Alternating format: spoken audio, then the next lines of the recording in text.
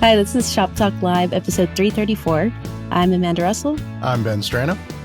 It's been a while since we did an intro together. I feel like we're out of practice. Yeah. Although normally I have to edit out the pause between our names, and I think this one's gonna flow. So we're getting there. Oh, great, love it. So we got a couple things to talk about in the intro, but what do we? This is a really dorky episode. I don't know if dorky's the word. Like, I say that with love, right? I consider myself a dork. I won't take it personal. Okay, all right. But both of us were really excited about this episode, and I do think that this will appeal to quite a bit of people. Wood identification. Yes, with Randy Wilkinson. And this is for the folks that really like fine woodworking. We kind of pride ourselves on going deep, right? Right. We're going deep. Like this is going deep. This is Randy's class so Randy has an e-learning class that recently got released, and it is identifying wood, like using all of the normal ways that we go about it, but then also like, okay, I'm going to take a sliver and look at it under a microscope, or not necessarily a microscope. A lot of it is with a 10 or 20x loop, something that you could have in your shop for a reasonable price. But really cool class. I learned a ton when we made the class. You're starting to go through the videos now and like watch it, from that perspective. But it's super in depth, and I feel like I have a better relationship with this material that we've been working with this whole time. So that's what's coming up on the episode. This is I want to give away the thing, but I'm not going to give away the thing. We already like kind of hinted at the thing on Discord. Oh yes. But there's some stuff in here that I never thought we'd talk about. But right. There we are, going pretty full out there. Yeah. Awesome. What else do we want to tell the audience about?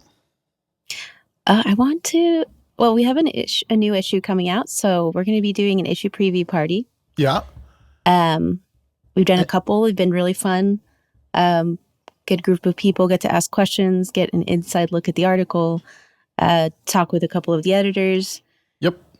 This one is going to be, I'm looking at the calendar right now. It is going to be February 13th at 7 p.m. Eastern. Anissa is signed on to do it. And I think Anissa and maybe Mike. Mike is in the middle of a video shoot that week. We'll see how worn out he is, and either you and or I. But yeah, it's a really cool issue. I won't give away too much about it right now. That's what the preview party's for. Great. And if anyone ever thinks of a better name for it than the preview party, let us know. I like preview party. I think it's good. All right. And then last but certainly not least, just to get it on everyone's calendars, it is in May 9th and 10th. Fine Woodworking New England will be happening at Connecticut Valley School of Woodworking in Manchester, Connecticut. And it's going to be a little bit different this year. I think we're going to have more tool vendors. Maybe we're trying to have more boutique tool vendors. We're thinking about having 2 stages of demonstrations, like an A stage and a B stage, or I don't know. I don't know what we call them, but it's going to be a little bit different. There will be a small entry fee this year. And that's really to cover the presenters and make sure that everyone gets paid. So, yeah, but put that on the calendar, May 9th and 10th in Manchester, Connecticut. And I'm sure Randy will be there. So yes, you can bug him about microscopes and stuff. All right, let's start this episode. So Randy, you have not met Amanda. I have not met Amanda. Besides you, I don't think I know a woodworker. There's maybe Chris Barber down in Nashville. I don't know if I've met a woodworker who has thumbed through and read Hoadley as religiously as the two people I'm joined with right now. Oh, excellent. I have a kindred spirit. Like when I think about people who really like getting microscopically dorky about wood. Okay. I guess that's a compliment. Yeah. Yes. Randy, you are okay, so you are a furniture conservator, right? Yes, I am. Are you do not consider yourself a wood anatomist? Is that the word? That's correct. I am not a wood anatomist. I'm not a trained botanist. I am not a trained wood anatomist. Correct. So and when I say that, what I mean by that is that most people that go into wood anatomy are either they either go through forestry programs or trained botanists. And they, out of botany, they end up in as anatomists. Although I do know people that were just trained as wood anatomists. They trained with somebody that, it takes years and years and years of training to do it.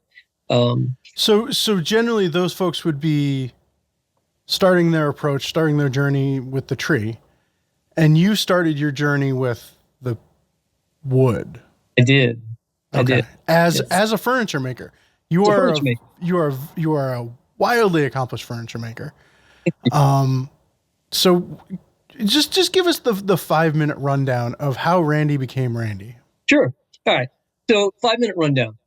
I started out life as an engineer. I started out going to college because I always wanted to work with my hands. So I've been pushing things through table saw since I've been 5 or 6 years old. I can still remember my dad standing behind me, no push sticks, my finger on the guide of the, of the fence with, 2 fingers on the fence, 2 fingers on the piece of wood, 7 years old, through the table saw. They're still here. And I always wanted to work with my hands, but my father worked in manufacturing, and he didn't want his son to do that. So he wanted me to go to college.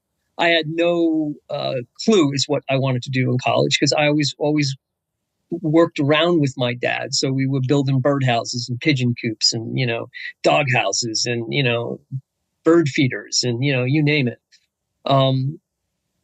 So I went on to college, and then I found myself not able to get a job. I got out as an electrical engineer. I flipped a coin. It's for all those that never knew what they wanted to do in college and go, geez, I'm the living example of somebody that went to college and flipped a coin. Was it electrical engineering or mechanical engineering? Flipped the coin. It was electrical. That's what I was going to do because I knew I was good in math, right? So I survived my first 2 years with a bunch of guys that did nothing but try and break you. I started with 140 students, and we graduated 39. I walked in my first day, and our professor said, take a good look to your right and to your left, and neither one will be sitting there in 2 years. And he was right. But I learned a lot about how to survive and how to work, how to get through it. Went on, got my 4-year degree in engineering, but I was concentrating in big power. And at the time, as a summer engineer, I was working for a power company, and they were grooming. Anytime you were summer engineer, they were just grooming you to hire you when you were done.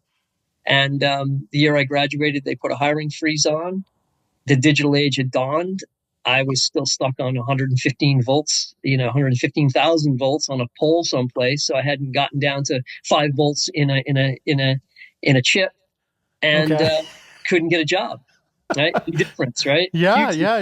Because that's what electrical engineers are doing now is 5 volts on a microcontroller. Gotcha. Exactly. Gotcha. So it's a little bit like I was like moving water, as in the Erie Canal in electricity, and the world was had an LED sprinkler system going on, and I didn't know how to deal with it. Yeah. And so then I decided I was going to do what I always wanted to do and build furniture. And so I had met a man who's now. He was fabulous, 18th and 19th century craftsman. Spent 40 years doing cabinets, and when he turned 60, he decided to do reproductions.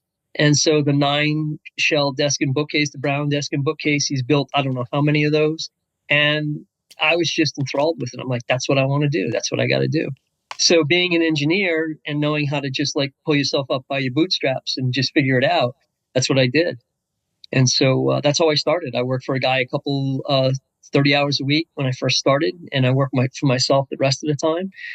Then transitioned to 18th century house restoration and did that for a number of years. And then finally, when I was tired of let's put it this way, I needed a change. I decided that I was going to open my own business, and in 88, officially in 88, started building 18th and 19th century reproductions. But, and that's not, everybody goes off thinking they're going to do something great. And then I found out I had to actually eat. And, beans and rice was not enough. And so I had to learn how to start restoring stuff. And so back then, there were a few people that were willing to give me some work. And then there was the high end stuff that I really wanted to do. And you had no access back then. It just didn't exist.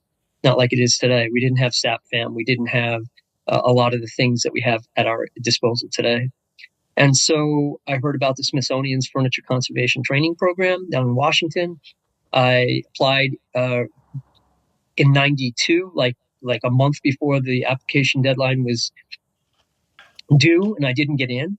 But Don Williams and Mel Wahoviak, encouraged me to come down, to keep taking courses, to finish up all the things that I didn't do in engineering school, like pre-med sequence of organic and in chemistry and organic chemistry, art history, drawing, all the things I didn't take as an engineer. I went back to school, did all those things, and then got into the program in 96. And that's really the beginning of the conservation field for me. Is when I got in 96. And that opened up a whole new world. And believe it or not, access to a whole new world. I have to understand, you have to be very clear about that. I didn't, a lot of what the Smithsonian did for me was introduce me to the people in all the places that I wanted to be. And that was key, very, very key. And that's where I learned the love of the microscope. I met Bruce Hoadley, read his book. I was confused because I only spent 2 weeks with him. And then Mel really was the inspiration for the microscope beyond all that. He loved it. He loved microscopy. And that's where I started my wood anatomy journey. So real quick, let's talk about that program though. So you were there for 2 years, did you say?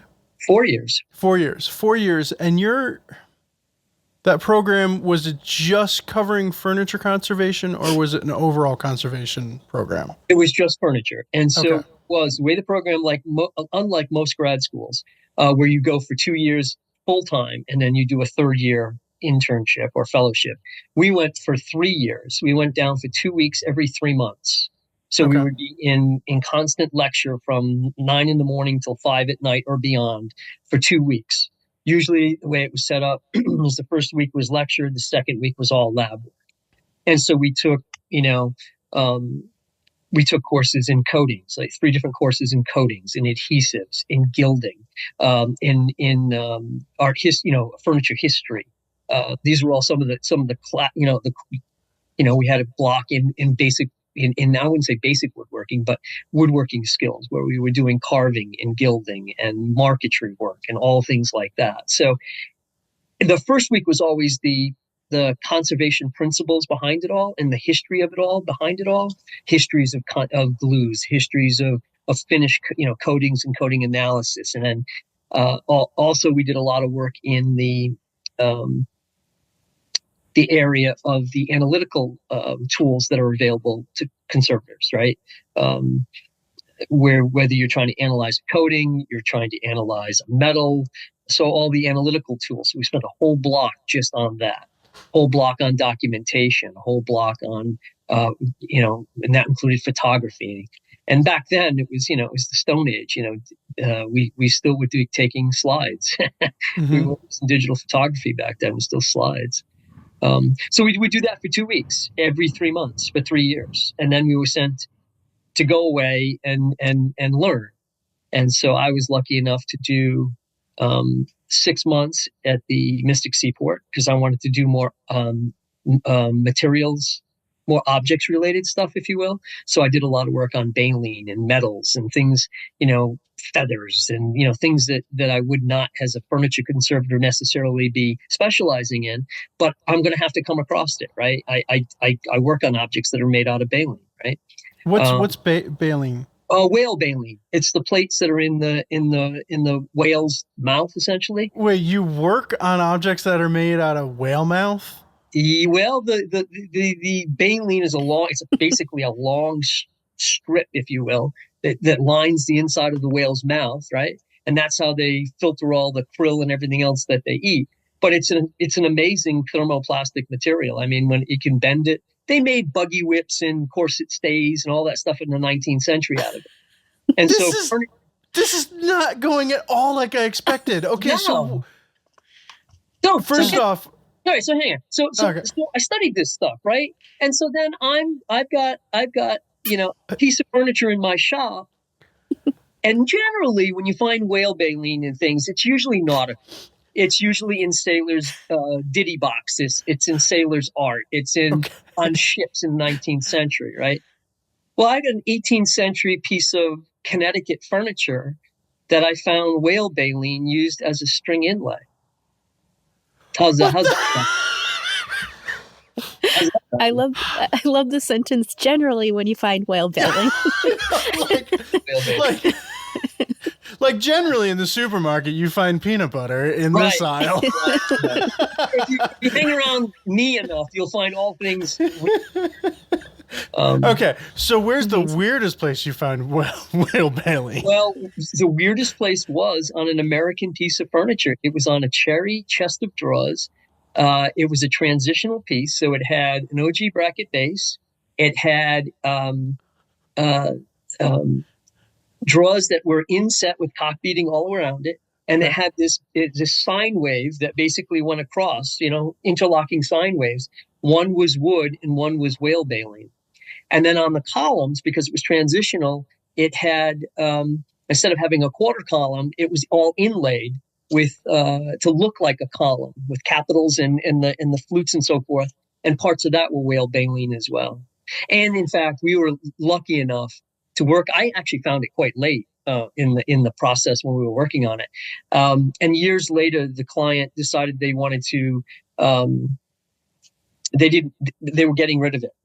For lack of a better word, and we were instrumental in trying to get it into this furniture study at Yale, and that's where it resides today. Oh my gosh! Yeah, so it's in the furniture study at Yale. All right, I'll meet you there. We'll be there in about an hour. Okay. Yeah. So whale baleen. Yep. When it is, I assume dried out. Is it like a hard bone kind of thing that you would? It's like fingernails. It's keratin. So it's like your fingernails. Oh. And just like when you go into the shower and you come out, your nails are much softer and more pliable. It's the same thing with whale baleen. It gets really soft and pliable when it's wet and hot, and you can bend it into anything and it'll hold its shape. So it's really cool stuff. Of course, the downside of it is you have to get it out of the mouth of a whale, and that's not a popular thing we do like to do these days. No, but back in the day, they were quite big on it, and they were big on it, and honestly, it was a perfect use of all things, right? I mean, we didn't waste anything, and so in indigenous cultures, they still use it today, or still, it's been part of their culture for thousands of years. They used everything, and whale baleen was one of them. Wow. Yeah, so I spent 6 months at the seaport dealing with walrus ivory and whale baleen and all these other things that I have to run across in my daily practice. And then I spent 6 months at the Newport Mansions. So I did 19th century up there with crawling around the breakers and the marble house, and that was great fun. And in fact, I went up there thinking I was going to work on 19th century stuff. And I ended up surveying all their 18th century Newport furniture. That was part of my deal. So I crawled around all the great Newport furniture when I was there. So, and I'm a big Newport furniture fan. So then you go back to the Smithsonian for a year. So you go back. And so after that year, you graduate. And unlike the Smithsonian is not a degree granting body per se. So I had to apply to Antioch University, where at the beginning of my studies, they would accept the work that I was doing at the Smithsonian as a graduate level program. Okay. And then I would go out to Antioch and have to, do everything I needed to do to fulfill what they needed me to do to say that they could give me, their blessing with a master's degree. So I have a master of arts degree in furniture conservation from Antioch, technically. Okay. But all my training was at the Smithsonian. And then I did my graduate work, blow you away even more. Did my graduate thesis work on furniture that left New London County from 1790 to 1808, going to the West Indies. So I tracked all the furniture that was on the boats. I tracked all the masters. I tracked all the owners that owned these boats, and all this furniture that was moving from New London County, which in the 18th century, New London County, Norwich was one of the largest cities in the colonies. And New London, customs in New London was only third in place to New York and Boston. So back in the day, really, we were a big deal. Yeah, we had over 26 silversmiths working here in New London County before the Revolution. Big money, big money. Yeah. Okay, so you wrote a thesis on exported furniture from New London County. Yep. Which honestly, in that time period, I would have never thought of the colonies, or no, it's a country at that point. It's country at that point. Yeah. Exporting furniture. Yes, big exporter. Really? Yes. Yeah. There was a huge West Indian trade. It was a triangle trade, right? So we would, and mahogany was a big part of that trade, right? So Newport was a big player in that market, but we played a smaller part in it, where we would build stuff here. We needed their mahogany, right? Newport was big. In Connecticut, we didn't do a lot with mahogany. I mean, some, obviously, if it's weird and quirky and it's cherry, it's Connecticut. I mean, if you to the market, right? If it's, it kind of looks like a duck, but not really, and it's a little weird, it's probably Connecticut in the 18th century. That tracks. But they made their fortunes going to the West Indies selling provisions, because they were producing molasses and sugar, and they needed large amounts of food and charcoal to refine the sugar. Huh. So, and that was that whole triangle trade. So everything that's what almost split our whole country apart, right? So we're providing what ends up on the boats from New London County is just a fraction of what furniture was, only a fraction of what was going down there. They were shipping literally horses and hogs and barrels and staves and everything provision-wise to the West Indies. And they were picking up rum, right, and bringing it back here, or they were going west and then coming back with something else. So that was that business of triangle trade. But what I learned was horrible thing, but I'm glad it's documented. Oh, it's crazy, right? And what I learned is, just because they left New London with the furniture heading for Barbados, they would have sold it anywhere along the line to make money. So it didn't necessarily mean it ended up in the West Indies. It could have ended up in Charlotte. It could have ended up in New York. It could have ended up there. Yeah. So that was a fascinating, pretty fascinating. And so what I did is I knew all the guys in New London County that were making furniture, and what they were and what they were putting on the boats. Huh. Cool stuff. Really cool stuff. This is so. I just keep thinking, Amanda, like Randy and I spent like a week together with Jeff Rose doing this course, and none of this came up. There's something about the podcast that like brings out like the wildest information. Yeah. Right. Wow. Okay. So how do you get from, because not all furniture conservators are looking at microscopes, right? In order. Okay. So yeah. So you are a furniture conservator, but you also have a significant portion of your trade is wood identification, right? Right. So yeah. So I happen to have that disease, which is, I like to look at wood under a microscope. Not all furniture conservators do. It's not something that is really taught in the graduate programs all that well, because it takes a long time to get proficient at it. But it's introduced, right? That's why I got introduced to it with Bruce when I was in the Smithsonian. But most most conservators in general spend, I won't say a significant amount of time, but they know their way around the microscope. Anybody that's come out of a graduate program knows their way around the microscope. And even if it's not their first love, they know how to speak the speak to talk to people that do. So in other words, if I need to have somebody tell me chemically what something is, I know where to go to get those services done, even though I don't do it myself. Okay. Rian does all our microscopy, finished microscopy in the studio. We have a beautiful fluorescence light microscope that we use for that. So I wouldn't say that I'm the only, so I would say that most conservators know their way around the microscope pretty well. There are only a few of us that probably love wood as much as I do. And probably because I always was fascinated with the fact that, I've been working with this stuff all my life and I didn't even know what it was. And half the time when you start looking at antiques and you start looking at old furniture, I won't say half the time, but I'm always learning something new, and it's telling me something maybe it's telling me about the craft tradition, maybe where something is made. It's a good clue. Or the origin of the materials. Or the origin of materials, exactly. Like, here's a crazy thing, right? I always thought that, all right, who else here is a geek on wood? What wood is very close to poplar that we've been thinking is poplar all our life, and I'm guaranteeing you it's out there and we haven't even seen it? Amanda? Very close to poplar. I just learned this. Okay, this is what I love about wood. Magnolia. Wait.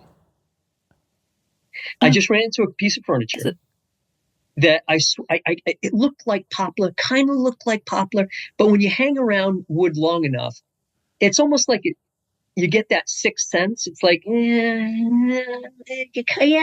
I guess it's poplar. And if you're rushing through the project or you're rushing through things, you go, yeah, it's poplar. It's not poplar. It's magnolia. And lo and behold, back to Dr. Hoadley's book, I go thumbing through it. Magnolia, how did I find that? You read a little deeper. Magnolia gets mixed in with yellow poplar, gets sold on the market, and nobody knows the difference because it looks kind of like poplar. So but if it looks like poplar and it works reasonably the same as poplar, who cares?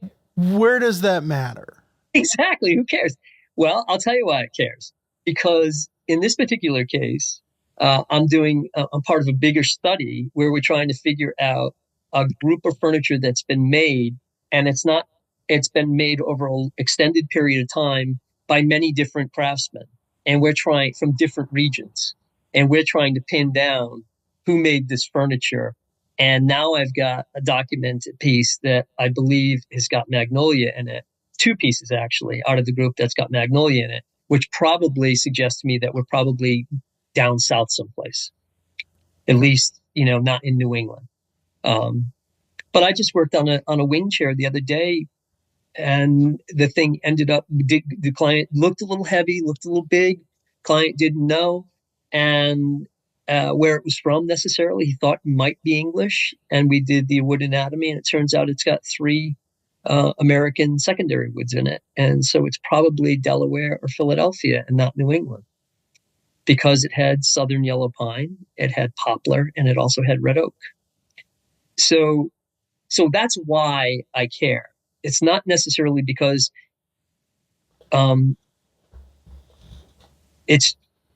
it doesn't change how the wood works. I mean, if it kind of works like poplar and was used as poplar, well, then it is poplar.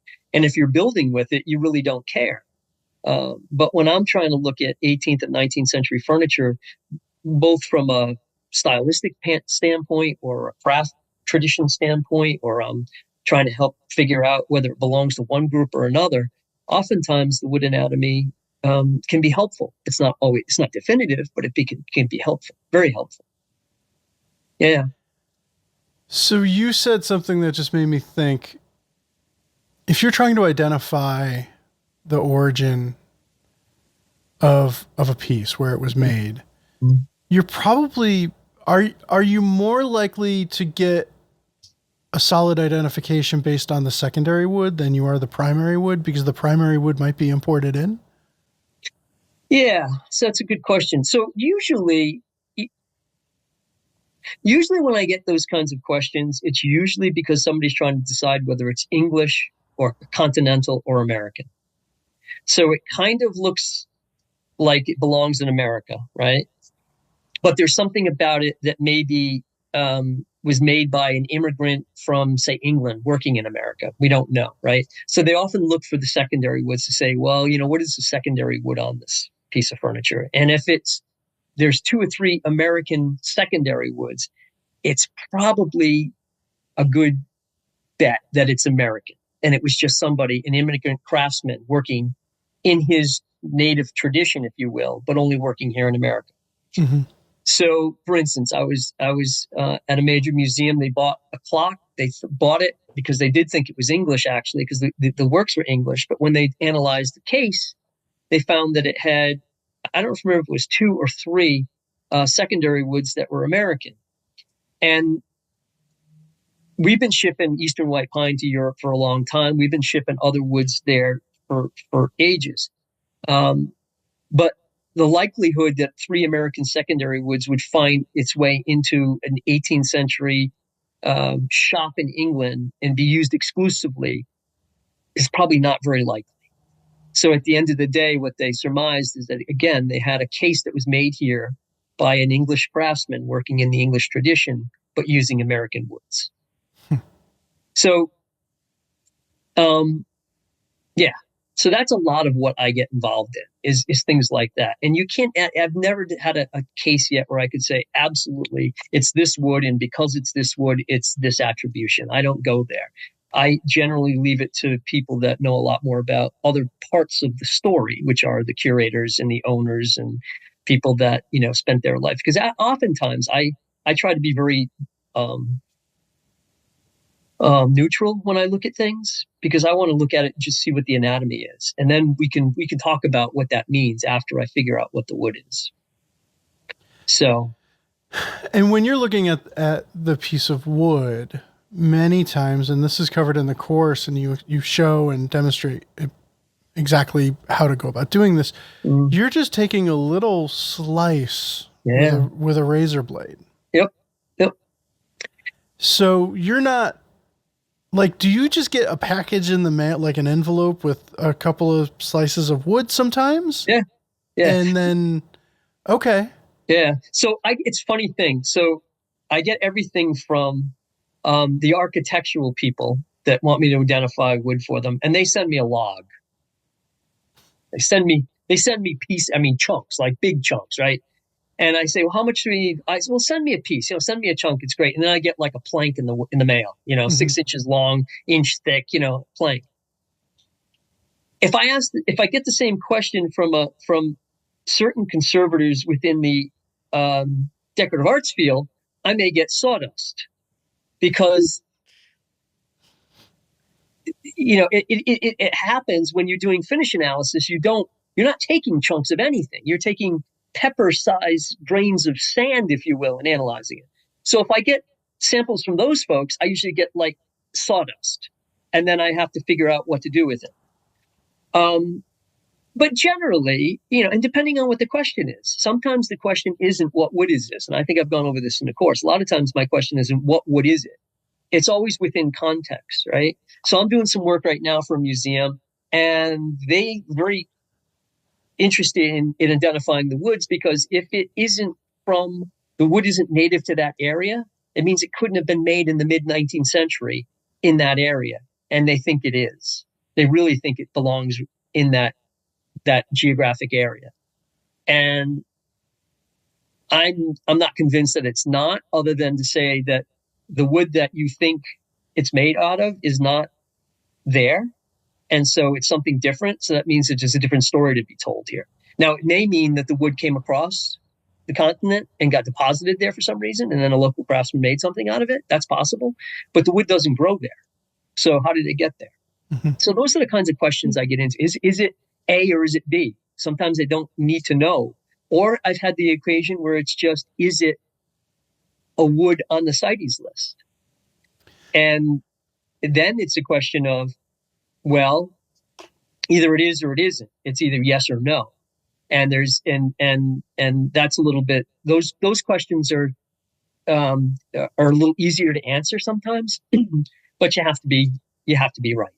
And so what I do in those particular cases, where generally when I get that kind of question, the stakes are extremely high, And I defer to those with a PhD to answer that question because it could go to litigation, and I'm not a trained, So for the listener, the CITES list is a list of wood that we're not allowed to import export anymore for habitat reasons and cultural reasons and humanitarian reasons even. Right. And so if there's a question as to a CITES for you, you're right. It's probably going to go into litigation. We're probably talking about a big old guitar making company that might have been importing wood improperly from. Right. Okay. Yeah. But let me say that about that. I'm involved in that Mahogany study, right? And so I was going to bring it up. Yeah, so we're still working on that. We're still banging away on that. I got a great picture where I can put a half a dozen pieces of wood on the screen, and they all look like mahogany, and only one out of them is, right. And so up a few years ago, and I don't know exactly the citation, so you can look it up, but illegal logging was the third largest transcontinental crime. Third. Of all the things, illegal logging was third on the list. So that means there's a lot of trade in lumber is what it means.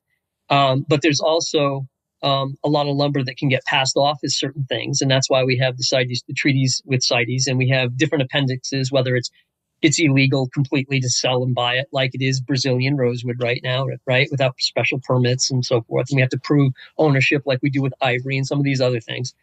Gets very complicated. But the whole point is that sometimes I think people just think it is what it is because it's close enough. It finds its way into circulation because it kind of looks like what they think it is, and it probably gets cut down, being thought that it's mahogany or rosewood or whatever, and it ends up being sold. That's the optimistic side of it. The pessimistic side of it is that it is a business, and it's illegal for a reason, and there's money to be made, and that's unfortunate. So we try as a society to limit that for the environment and for the good of humanity, I suppose. So when I get into those cases, I generally have been a part of the equation. I may take the sample, I may look at the sample, and then I may send it off to someone to just verify, get a second opinion. Mm-hmm. Because oftentimes what it is it's being shipped overseas, and if it's coming back, the American government may say, "Well, this looks like Brazilian rosewood, so you can't bring it back into the country because it's banned." So we have to make sure that what we're looking at is what we're looking at. So from a museum standpoint, museums are getting more and more questions about it. Auction houses have gone the other way. They just call it wood. Before you used to, you'll notice auction catalogs now try and stay away from what wood it is necessarily, because it's very difficult. I mean, I've been at it for a long time, and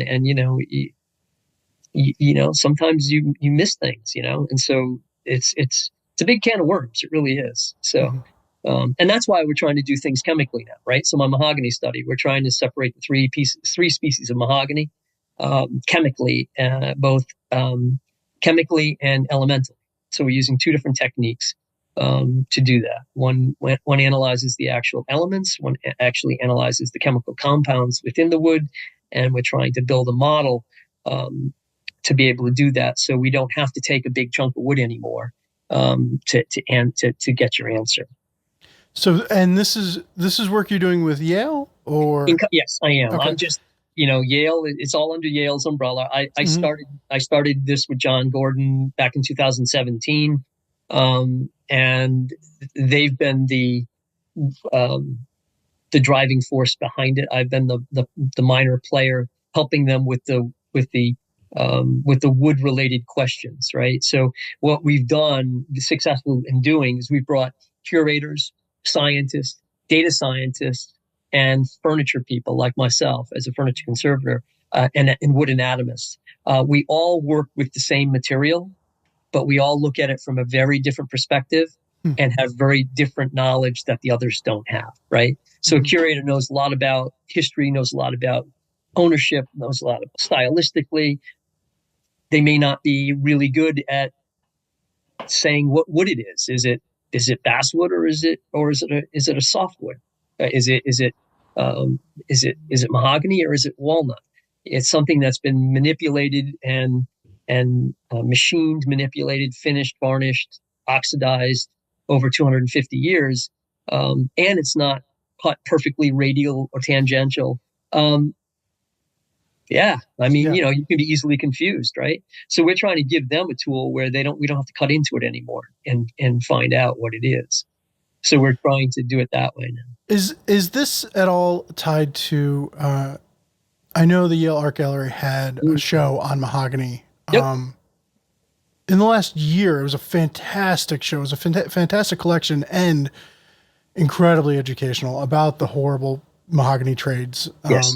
And everything surrounding it. And we'll also, in the show notes, I'll put a link to that book Mahogany if anyone is curious about the backstory. So this was part of that whole work. So John Stewart Gordon and I started asking this question back in about 2017. And we originally started asking the question of rosewood. Okay. And as I started digging into the rosewood question, I found out there was the ability to separate the three species of mahogany. And John and I have been talking about that for years. Why can't we tell which species of mahogany we're looking at? And that set us off on a course that we've been working on for the last 7 or 8 years now. And so out of that initial round of research, we had the Mahogany Symposium in 2018 at Yale. Okay. And then following that symposium, Yale, Pat Kane had her show on Rhode Island furniture, which was just fascinating. And along those lines, when we started doing our work, we met Jennifer Anderson, who wrote Mahogany, A Cost of Luxury, which really tracks the social and human side of the mahogany trade, right? We've been always talking as craftsmen. We're always excited when we see 18th and 19th century furniture, and we're in love with the form, right? We love the carving, the joinery, the execution, but we forget about the material, right? But it is part of our history, right? Mm-hmm. It is part of our history, and I think we should acknowledge it, right? But I don't like to dwell. I don't like to throw the baby out with the bathwater, if you know what I'm trying to say. Mm-hmm. I think it's a really, because we still use mahogany today. It's like to saying, well, because of this, we're not going to do that. And I mean, I don't know. I mean, I think, we can find a different way to have that conversation. No, I in that show, while looking at that show, it just made me, think about the time and the place and the craftspeople involved. Many of them were no doubt enslaved workers, and it is something that you can't get away from. And we should absolutely educate ourselves as much as possible. And it's not necessarily like all mahogany today is guilt-free as well. So it's always going to be something that as woodworkers we struggle with. And I think when we were doing the video, I even brought down some sapele, I think that was, it was handed off to me as mahogany for free off of a buy nothing group. But bringing it maybe back into as woodworkers, one thing is I would sit there and say, oh, this looks like mahogany. This feels like mahogany, a little bit heavy for mahogany, but this seems like mahogany to me. And if I put it in something that I might sell and I sell it as mahogany, is that right? Is that true? Right.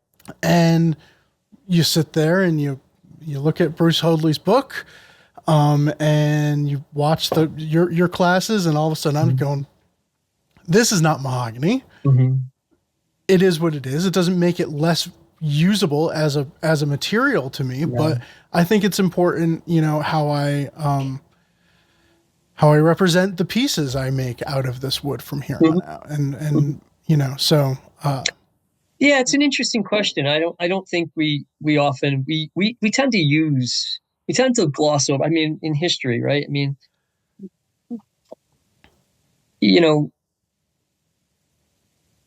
the human spirit hasn't really changed much since the dawn of man. So, I mean, what we look back and judge, and rightly so, as being not acceptable, it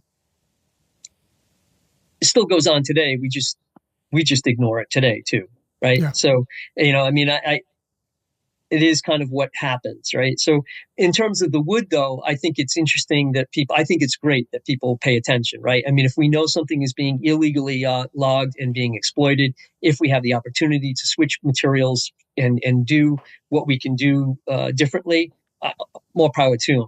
The violin people, the musical instrument people have a tough time with that, because a lot of the snakewood that's being used and had been used for centuries, right? Tough to get. The Brazilian rosewood, another one. I mean, Brazilian rosewood everywhere in the 19th century, right? And it's just gorgeous stuff. But I mean, do we have to use Brazilian rosewood today, or do we just love it? Can't we find something different if it's going to save this, save the tree? Yeah, I suppose we could. Pernambuco, or however for violin bows. Yeah, exactly. Basically the faucet's been turned off, and this is an entire industry that is having to pivot and figure it out. And exactly, guitar makers are having that same problem, right? Yeah. You're trying to find tone woods now that can do the same thing, so the instrument can sound the same. So, I think it's a really great question to ask. And if somebody all of a sudden said, curly maple was like something that was, be like, oh man, really? I love curly maple. Yeah.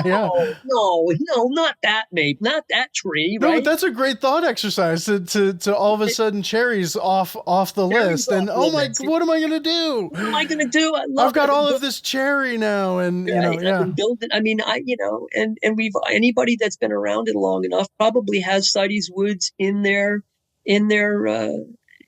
cache of woods that's still there, that they bought 30 years ago, that's still there. But what do you do with it now, right? I mean, so there's all these issues that surround it. But I like to look at it from the microscope and not get too, because I figure, look, the more you know about the material you're dealing with, and that was the whole point of the series, right? Yeah. It's like, I worked with wood, I built things, and I built it because somebody told me it was what it was. And as an engineer, it's like, that's not a good enough answer. I want to know why it is what it is. And that's what leads me to continue to search for these answers. And I see it all the time. I see things being misrepresented all the time. And it's not about being right. It's just we have the technology, right? And so why not use the technology to correct the record? Or at least add to the record, right? I mean, there were pieces in that furniture show, that Rhode Island furniture show, that weren't mahogany. And it was all brown, but it wasn't mahogany. It just wasn't. Yeah. There's pieces at Yale that they bought, that are in their collection that have vexed the curators for years, that it looks like mahogany, and they kind of think it's not mahogany, but they don't know what it is either. And we're starting to do some of that research for them, where you can answer some of those questions. And what that basically says is that some of these imported woods, or some of these woods that were mahogany-like, show up in these major ports because they're floating it down the river, right? I mean, they're cutting it in the dry season, driving it to the river, wait till the river swells, tie it all together, floats tens of miles, hundreds of miles. I don't know how long this stuff floats before it ends up at the port. And I don't think there was anybody sitting there going, oh, no, not that tree. That's not mahogany, right? It looked like mahogany, and that's how it got sold. So it gets here and it gets made into something. And I don't think it was until the craftsman put his chisel on it that he decided that it wasn't. But then what is he going to do? He bought it. It's 18th century America. Was he going to send it back? He's not, call the guy and say, nope, I'm not buying this. No, he made something out of it. That was a great piece of furniture I worked on, Newport piece of furniture, mahogany primary wood. And for years, the secondary wood was thought to be chestnut, which would have been perfectly logical for a Newport piece. Chestnut was the perfect logical, problem was it wasn't chestnut. It was much too heavy, didn't have the anatomy of chestnut. And so we were able to get the samples that we needed and find out that it actually wasn't chestnut, but it was actually cedrela. But the difference is, and this is where wood is so fascinating, cedrela is cigar store cedar, right? Okay. And believe it or not, before 1760, mahogany was still a cedar. It wasn't until after 1760 that it turns into its own genus. But the specific gravity of this wood was probably about 0.7. It was extremely dense. And if you've ever bought cigar store cedar, it's very light. Well, it's because that tree has a big range in specific gravity from about 0.4 to about 0.6, 0.7, somewhere in there. It just so happens that this stuff was on that. It was probably bought as mahogany because it was so heavy. And they found out once they cut it open, it didn't look like it because it was much too open-grained. It was actually semi-ring porous. And they said, I can't make a highboy out of this. I'd be laughed off the island. So they said, I'll just use it as a secondary wood. So they made all the draw sides, the backs, the bottoms on the inside of the case. Maybe not. Maybe he I don't know. Maybe he had a great client that said, this smells nice. I want something that smells nice in my drawers. Mm-hmm. So give me some cedar. Maybe, I don't know. But what it says to me is that not everything that when you read the textbooks on all this, it's Boston, it's Eastern white pine, it's secondary in Newport is chestnut, or Eastern Connecticut is chestnut. Maybe 85 or 95% of the time it is, but there's always that 1 or 2 or 3 pieces that break that mold, and there's usually a reason for it somewhere. Yeah. So that's what I think is cool about this stuff. I know I've always thought that the floors in my house were chestnut, and then we were making that video, and all of a sudden I was eating dinner, and I looked down, I was like, that's not chestnut. I know exactly what that is right now. Randy taught me how to figure this out, and I think I came out, I was like, it was everything I could do to not pull up a floorboard so I could check the end grain. Yeah. It's so funny. Yeah. A curator friend of mine took the class, and she went home and she said, my husband thought I was nuts. I was trying to cut up everything in the house because I wanted to see what it was. Just give me a razor blade. Give me a razor blade. Give me the utility knife. I want to know, right? Because now I've got some knowledge. So, Amanda, should we throw some questions at Randy from the Discord? Yeah, definitely. The first one's a good one. It's a great one because you kind of covered it a little bit, but yeah. A little bit. Yeah, you started to touch on it. This one's from Matcha on the Discord channel. He says, okay, does all wood really turn the same brown? That's a great question. If you look at refinished 18th century Windsors, the answer would be yes. Windsor chairs in the 18th century were made out of at least 2, 3, sometimes 4 different woods. And if you can imagine, you've got legs made out of soft maple, a seat out of pine, back spindles made out of hickory, and maybe your bow or whatever made out of either red oak or hickory. If you put all those woods together, it looks a little bit like fruit salad, right? Color-wise, right? And then they painted them as they would have. And now all of a sudden, everything turns monochromatically brown. So to answer his question, no, not everything turns brown, but everything ends up in the 18th century looking more brown. And that's why we sort of got this term brown furniture today. It's usually shades of brown and not just all the same color brown. But I can see where, woods do oxidize, right? Some woods get darker with age, some get lighter. Cherry gets darker with age, walnut gets lighter. Walnut will get a nice honey color and not so purpley. I've got a great piece of walnut in my shop. I made a beautiful frame out of walnut for a museum, and I stuck the molding up on the top of my windowsill. And just the light from the shop has turned it this nice honey color. And you look at the back of it, and it's purple. So wood does change color with time and age, and oxidation. You add on a couple hundred years, and then you add on a bunch of refinishings and dyeings and everything else that goes on. And all of a sudden it just starts to look a little brown. How much of the museum being filled with brown pieces of furniture is the wood changing, and how much is it the finishes changing? Oh, that's a great question. So yeah, you can get one of the classic ones for that is rosewood. If you get a 19th century piece of furniture that's made out of Brazilian rosewood, and the finish gets cooked, it gets yellowed or baked in any ways, it's going to look very blonde. So rosewood is one of those ones that gets sort of bleached out with color, with time and age. You remove that coating, and all of a sudden you got beautiful rosewood color again. So that's one of the big challenges as a conservator or restorer. When you try and match in kind to rosewood, if you have to, if it's blown out and bleached out, make sure the rosewood you're using, or whatever wood that looks like rosewood you're using, you can get the color out of it, because you're going to have to. Because if you put in a new piece of Brazilian rosewood to something that's oxidized, you'll never get the color out of it. It'll always look white and dark, right? So yes, the coating makes a big difference. A lot of what we see is through that lens, right? So it's like your eyeglasses, right? So if the color of the varnish is changed, it will change the optical color of the material you're looking at. And also depending on how clear it is, right? If you look through a cracked piece, I look at it this way: it's like tempered glass, right? You put something behind glass and it looks beautiful, then you hit that tempered glass with a hammer and it fractures, right? Well, now light's being scattered all over the place and you can't see clearly through anymore, right? And so that definitely can affect the color on wood. And so to answer your question, is how much of it, is the color, and how much is the wood changing, or the varnish? It's both. Yeah. It's really both.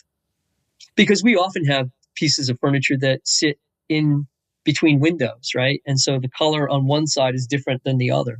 The front of the chest of drawers may be perfectly, beautiful color, same varnish on it, but the side on the right has been blown out because it's been sitting in the sun for so long, and it's usually the coating that gets cooked, and then that starts to change the appearance. So it's a little bit, it's both. It's not one or, it's both. What does tend to not be the case is your oxidized surface on the insides of your pieces of furniture. Okay. Right. So, I've got a piece of furniture that I built 30 years ago, and I got a highboy. And if you look at the bottoms of the low section of the highboy, they're nice. They're all out of poplar, and they got a beautiful, nice mellow brown patina going on. But you open the drawer and the sides are perfectly green, like the day I made them. Right. Mm-hmm. So the oxidized surfaces, I should say the uncoated surfaces, are more due to oxidation. So insides of case drawers, things like that will change more for oxidation reasons than coating related issues. Yeah. And there's usually not a finish on those pieces in historic Not pieces? always. Sometimes there are. There was a time when people did varnish the insides of their furniture for whatever reason. It was in vogue. We just looked at some furniture up at a major auction gallery this January, and all the sides and bottoms were all varnished and coated and stained. I don't know why. Maybe, whoever owned the piece didn't like dry, smelly wood. She wanted her linen in something that wasn't going to get dirty. Mm-hmm. So it happens, right? But for the most part, side, drawbacks, bottoms, things like that, they didn't generally coat them. Yeah. Without having watched the course yet, is why can't I say that word? Oxidation? Yes, a part.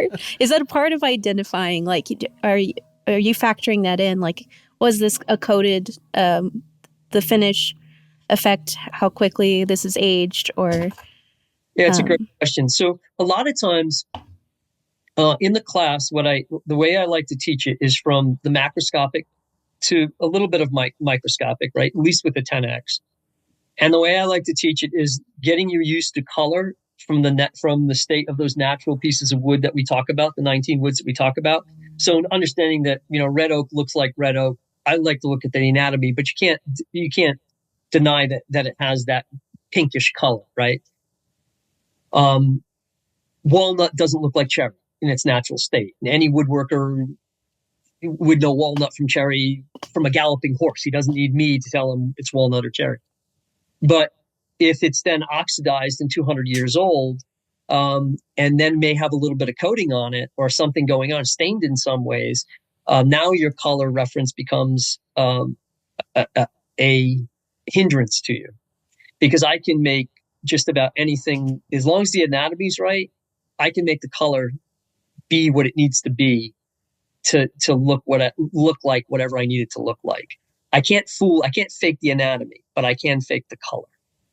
So yes, oxidation is what you're going to run into. You got glue blocks on the inside of a piece of furniture that you're looking at.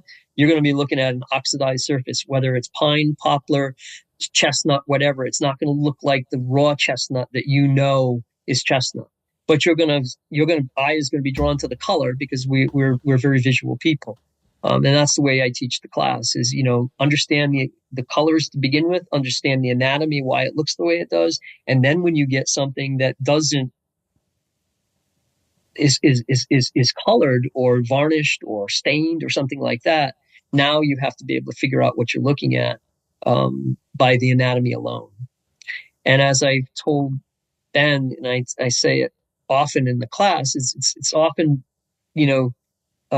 as important to know what it's not than what it is, because you can throw out a whole class of things if you know what it's not, right? So I can already feel like it's funny, because I feel like this conversation's triggering moments in the class for me, where it's well, what is it not? Yeah. Okay, I see this, it's not that. What is it? I see this, it's not that. And it's breaking down. Because like you said, sometimes the question is it this?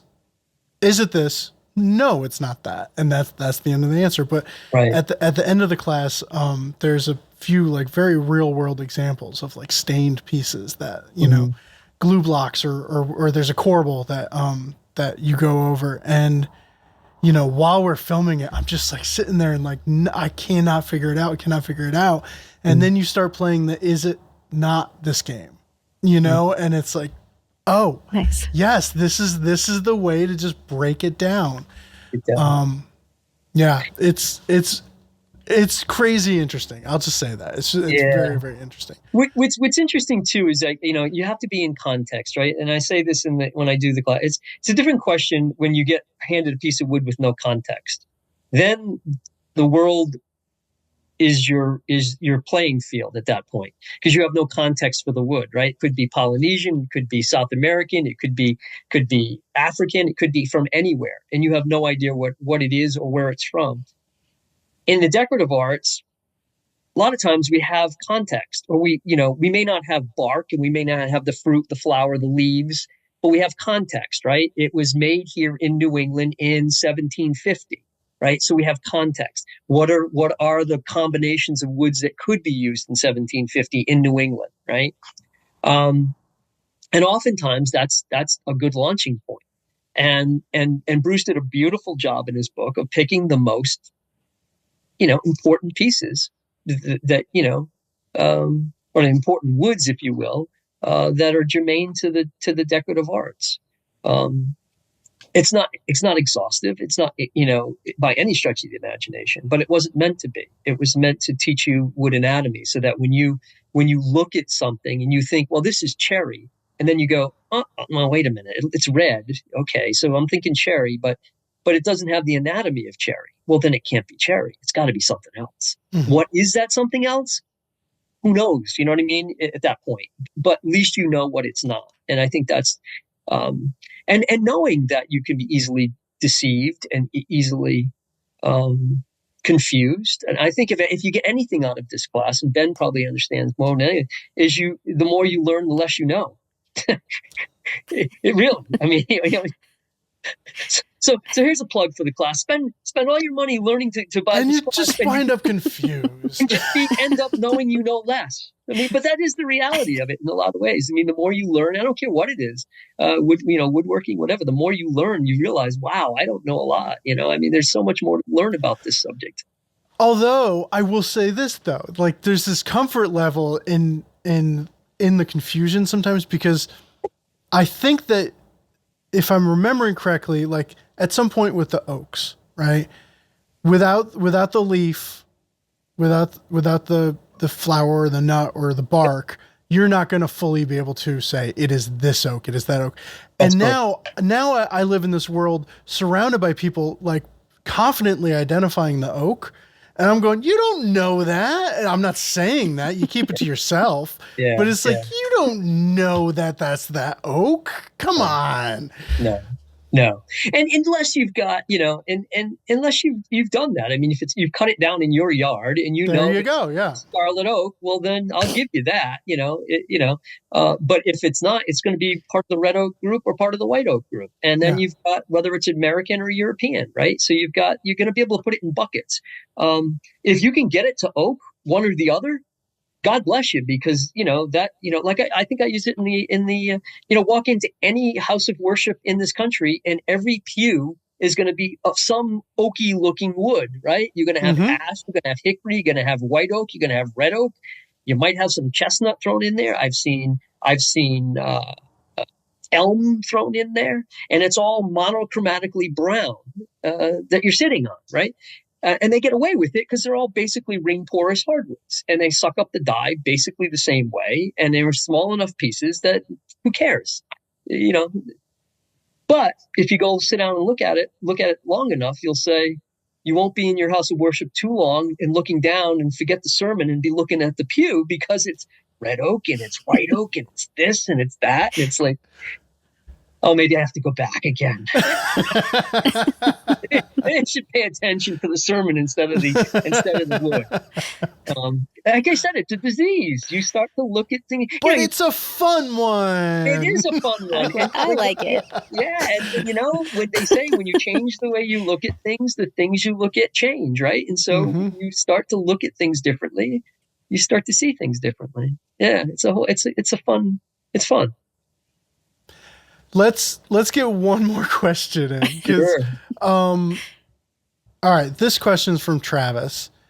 I'm curious if they ever try to repair finishes or just let it be. Presumably they clean stuff. I assume they don't put any new shiny coats on anything.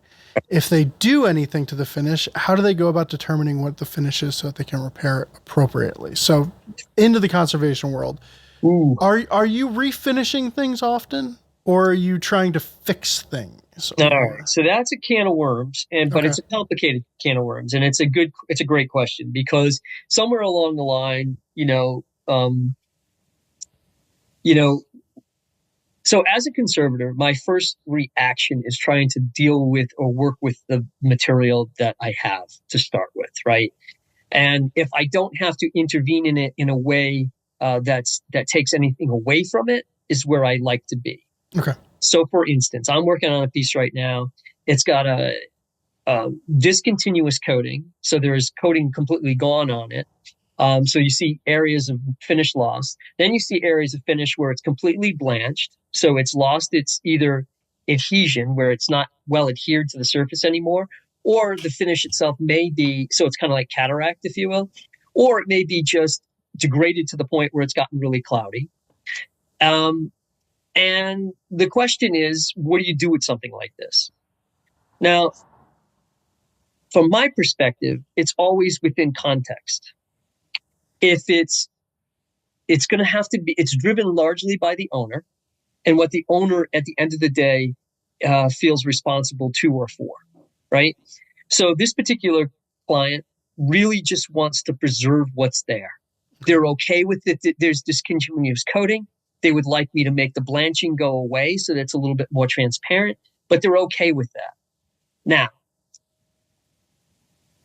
you have to ask the question. It's a beautiful burled wood. That's not being very well, you can't see it because it's obscured by this coating. So the question is, what's more important, the coating or the visual appearance of the object? Okay, so Ben, you just bought Caravaggio, right? Caravaggio was brilliant for these lights and darks, right?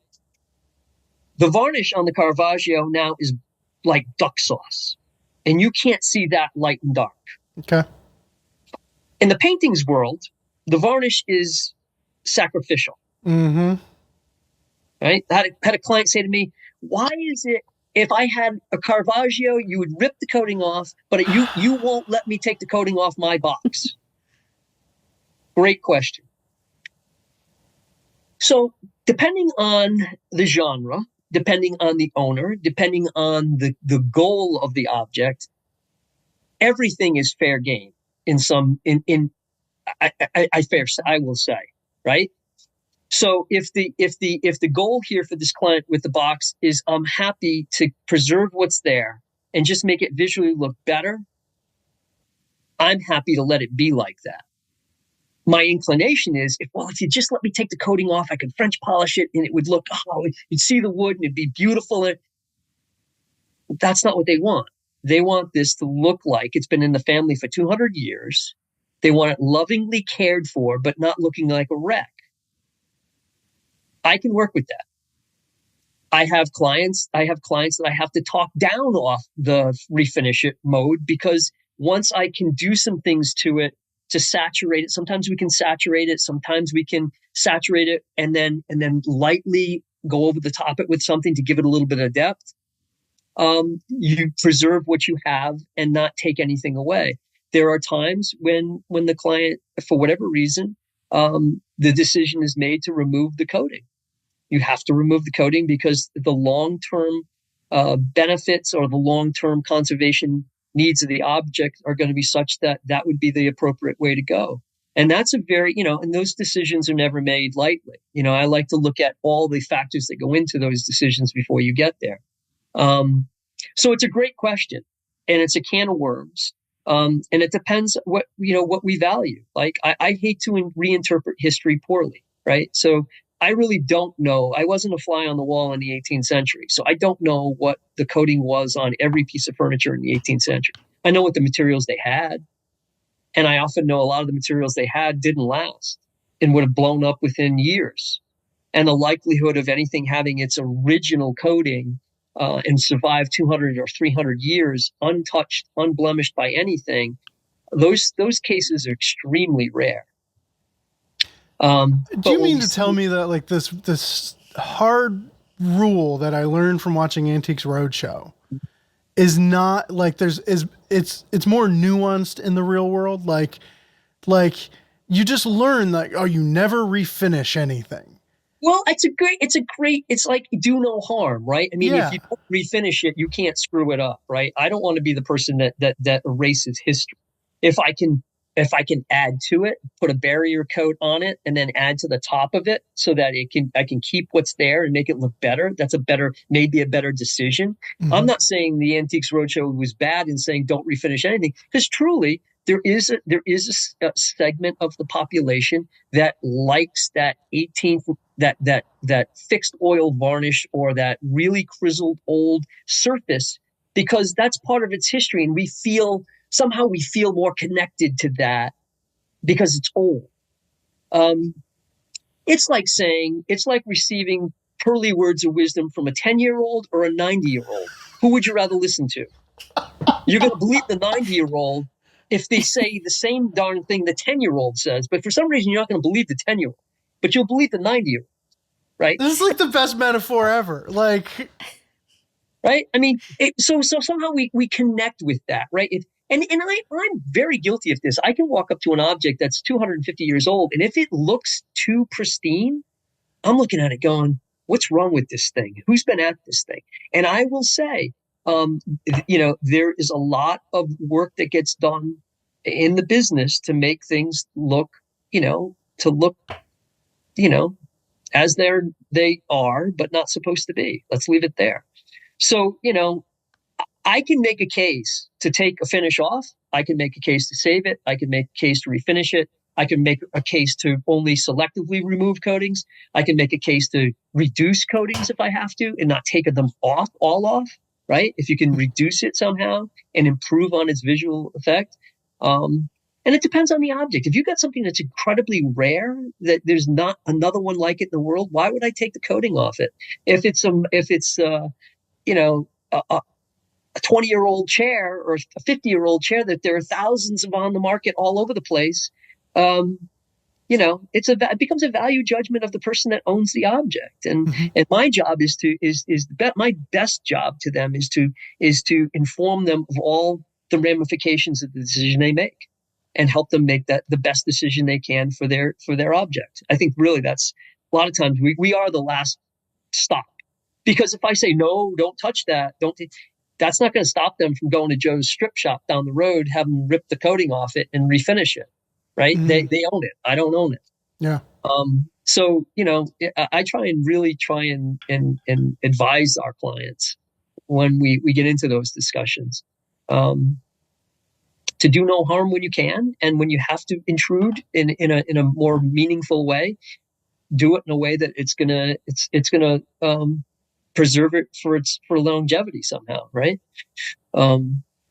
Yeah. Cool. Yeah, it's a tough question. Get into coatings related issues.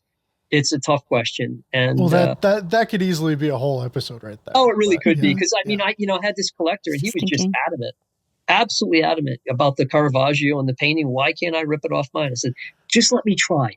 Just give me some rope to let me make this look better for you. And if you can accept that, we can always strip it. But if you can accept this, I feel better. I can sleep at night, and you're going to be happy because you're going to be able to see the wood again. And that's what we ended up doing. But then at the end of the day, it's their piece. It's their object, right? I mean, it's the object. And that's why museums are very protective about their objects. I don't say protective about their objects. Everybody's protective about their objects. But, you know, I'm a scientist as much as I'm a conservator, as much as I'm a furniture maker. I want to know. And I don't, I want to be as accurate as I can be. Because I think I should be, right? I mean, and I don't know everything. I mean, like I said, the more I learn, the less I know. So there's always somebody that knows more than I do. But I'm willing to listen and learn. And if anything, wood's a great way of being. It's a great equalizer, and it's wonderful for your humility. Because just when you think I know it's this, you're going to get stumped. It's not going to be that. Well, Randy, thank you so much for coming on. And yes, thank you. Yeah. If folks want to dig in deeper, there will be links in the show notes, and we'll also post a link to your website and awesome. Such. And well, thanks again. You're welcome, and anytime. Cool. Yeah, thank you so much.